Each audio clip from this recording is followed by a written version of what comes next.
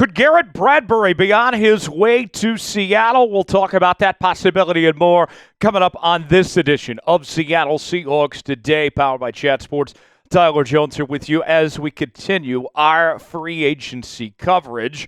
Before we go any further in today's show, speaking of free agency coverage, it has been a wild ride the last several days here on the channel, and we are not slowing down by any stretch of the imagination, folks, as we bring you live shows each and every Monday and Wednesday, in addition to our daily news and rumors.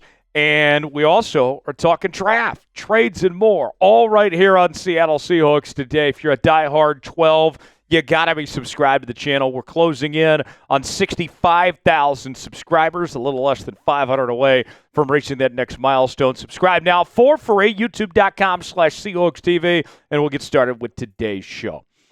Could center Garrett Bradbury be on his way to Seattle? That is being talked about a lot within the 12's community within the last several days after the report coming out from the Athletics' Diana Rossini that said the Vikings plan to release Bradbury, their 2019 first-round pick. And the connection between Bradbury and Seattle is due to the Hawks' new quarterback, that being Sam Darnold. They have a great relationship.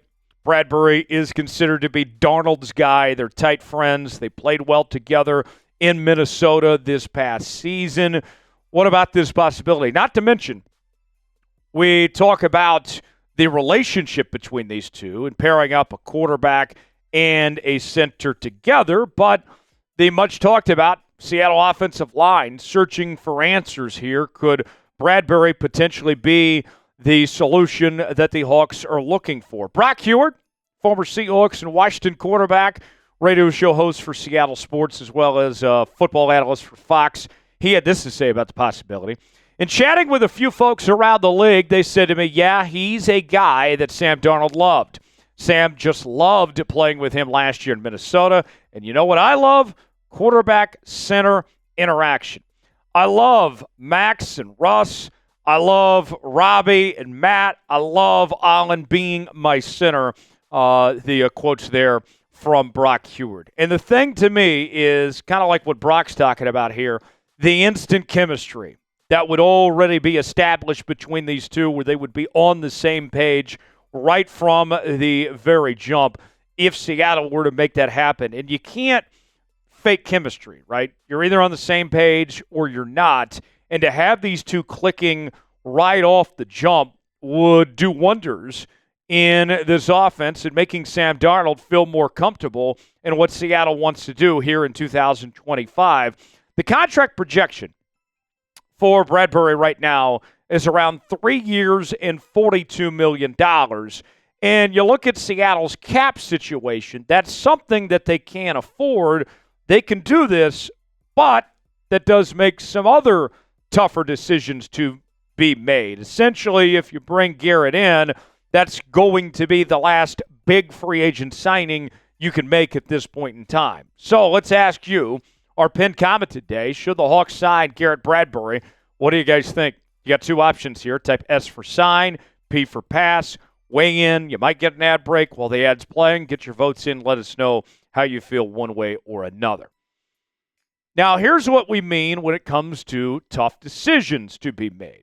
If you have to make a choice here between Teven Jenkins, who's having a visit with Seattle, and with Garrett Bradbury, I think that I would personally rather have Teven Jenkins and shore up that guard position and get who I think is a better player in Teven Jenkins than Garrett Bradbury. But even with that said, we've seen how free agency has gone, and there was rumblings last week that Seattle had multiple attempts at some of the top guards on the free agent market, but failed to land them. So if you cannot get Teven Jenkins, this could be a good backup plan for Seattle to potentially roll with in signing Garrett Bradbury and bringing him in. Let's tell you more about Garrett Bradbury. 2019 first-round pick out of NC State by the Vikings.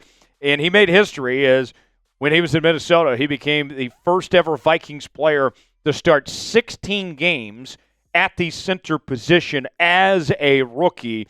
And although he's still very young, he has plenty of experience in his career. 88 career games played with 88 starts there in Minnesota, all with the Vikings. The grades from Pro Football Focus in over 1,100 snaps in 2024 had an overall grade of 62.8, not bad. Pass block grade, there were some struggles, a 50.5 grade. Run blocking, definitely his strength. He held his own with a 70.5 run blocking grade. Gave up 4 sacks, also was called for 6 penalties as well. And some further stats for you from Pro Football Focus. He allowed 6 hits, 28 pressures. That number is a bit high on that front. But overall, not bad for Garrett Bradbury of what he did with the Minnesota Vikings there in 2024. Now, one thing to keep in mind, too, when it comes to a potential signing like this, and we're always trying to find the trends of where Seattle is looking and how this period is going. And when you look at the new offensive coaching staff or some of the players that have been brought in at this point in free agency, one theme that I've noticed is that familiarity has been a big key as of late. That the Hawks, whether it's with coaches or with players, they are bringing in guys they know, and Garrett Bradbury would also be another example of that, pairing up with Sam Darnold if that were to be the case. The thing that I see with Bradbury, when I look at his numbers throughout his career, the PFF stats that we showed you just a moment ago, they are very similar to what we've seen year after year. He has been very consistent providing what he's done there on the offensive line over the last several seasons. The reality is he's not great, if we're going to be honest with you. This is not going to be somebody that will be a Pro Bowl center in the National Football League. But on the flip side of that, I don't need him to necessarily be great. If you were to sign Garrett Bradbury and he brought you those same consistent numbers that he's been doing the last few seasons, that will work. I don't need him to be great. I need him to be consistent. And based on what we've seen from him in his career, I believe that he would be capable of doing so. Now, if you sign him, another question gets raised. What do you do about Olu, who was your starting center and did a pretty decent job in the second half of the season by all indications, the way that he held up there, taking over after the surprise retirement of Connor Williams? What do you do about Olu if you sign a center like Garrett Bradbury here? And what I would look at is potentially moving Olu to the guard spot. And if you recall, when Olu was drafted, there was discussions back then about what is he at the next level. Is he a center? Is he a guard?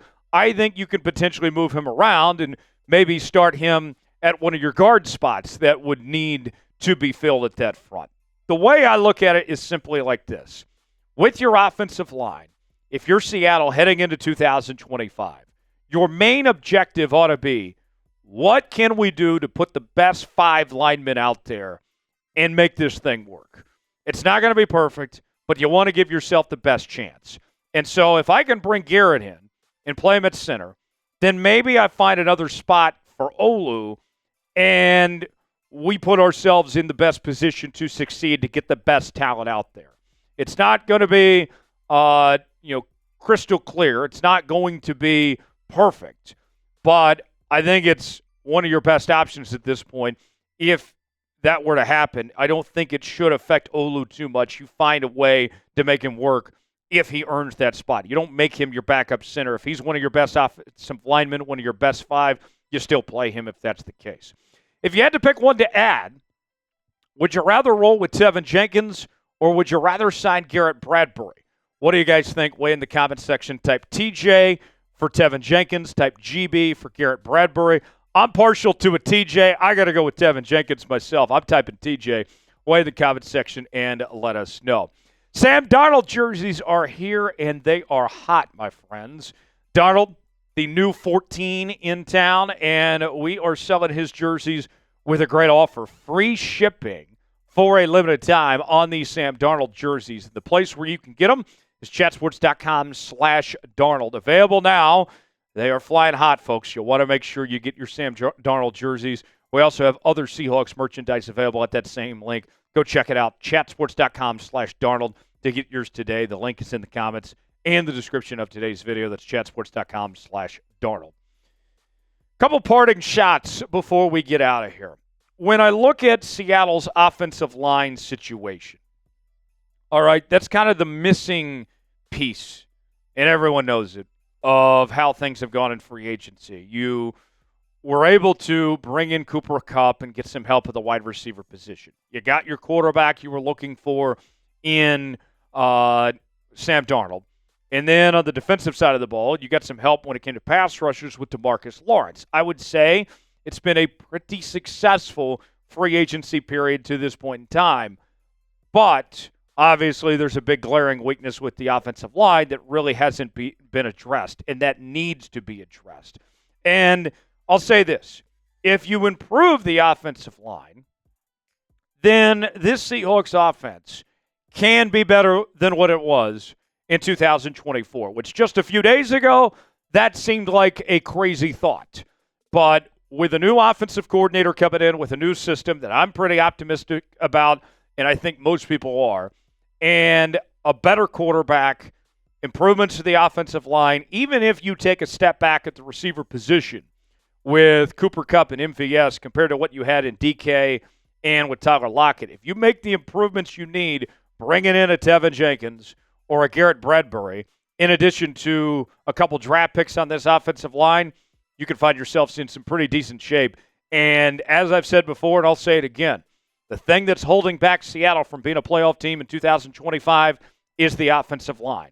If they can fix that over the next couple of weeks, between here and free agency and in the draft, then we could be looking at a playoff team this upcoming season. For continuing Seahawks coverage, subscribe now to Seattle Seahawks Today. I'm Tyler Jones. Thanks for joining us. We'll see you next time.